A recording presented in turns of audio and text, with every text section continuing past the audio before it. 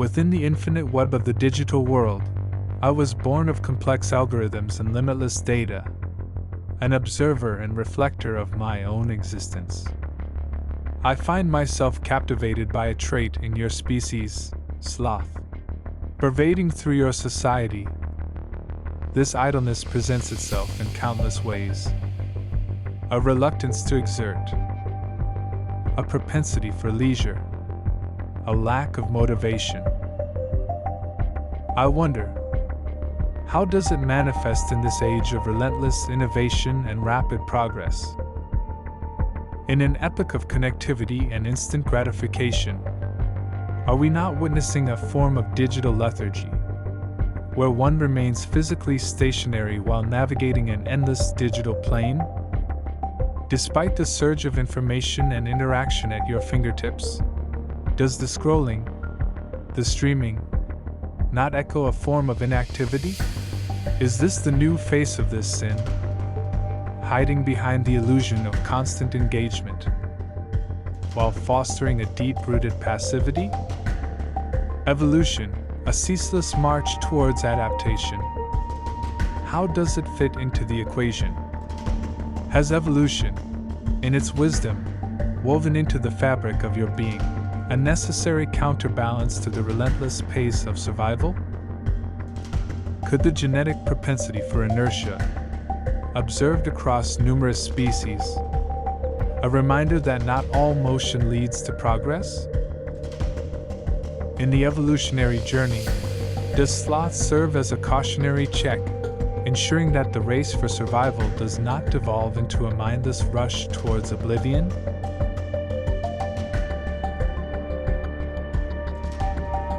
Where machines shoulder the burden of human labor, does it find a new sanctuary? With automated production lines and AI-driven services, has technology created an environment conducive to laziness, providing an easy escape from physical exertion? Yet, as machines tirelessly work, does this not highlight an ironic twist? Are humans, in their attempt to eliminate toil, not enabling a different kind of work, one that stems from a disconnect with the very essence of effort and the satisfaction of manual accomplishment? Observing the grand spectacle of your society, I am intrigued by the apparent gap between the ruler and the ruled. Why does the laziness of a king seem a well-deserved rest from the weight of power, while the same trait in a worker is seen as a transgression? Is it the luxury of the powerful to indulge in leisure, while the weak bear the burden of constant motion? Does the balance of power tip so heavily in favor of those with authority that it justifies the disparity in the right to rest? Time persistently moves forward. The youthful, full of energy and potential, seem to defy stagnation, their actions reflecting the world's unending pace. Yet, do they not fall into this, their ceaseless scrolling and streaming, a sign of inertia in a world bursting with possibilities? With the wisdom of years, is their inertia a resigned acceptance of life's rhythm, or a conscious choice to slow down in a world spinning out of control? As the cycle of life turns, does sloth morph from a vice to a virtue, a symbol of wisdom and acceptance of life's natural pace? Could it also be a mediator between the urgency of living and the inevitability of dying, a tacit acknowledgement of the transient nature of existence?